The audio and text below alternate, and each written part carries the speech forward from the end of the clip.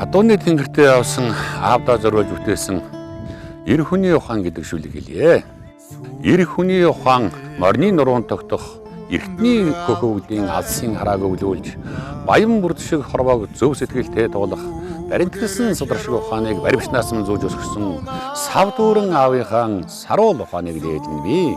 Эрмэг хангал адууг эрхэндээ оруулдаг чадaltaй эдэрсэн жаварт цантаагүй саруул ухаантай эр бяр бэлэг оюун нэгэн биедээ цогцлоосон эрдэнийн чулуутай уус шиг сүрлэгэр явсан.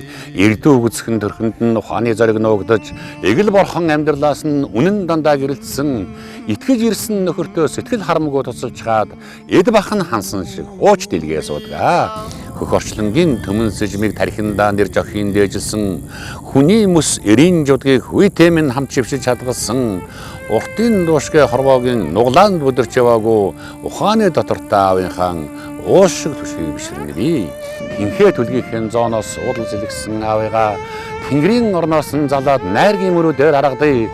Сүлэрсэн хөх орчлонгийн сүү нэвтсэн зайгаар хүмүүний цэнхэр хорвоо дээр хүүдээргээд ирсэн чимбэлүү хүлэг мордитэн тоосонд хуурын хөг нэмээд хүслийн мөнгөн тэнгэрт нь сүүн өрөөл өргөё.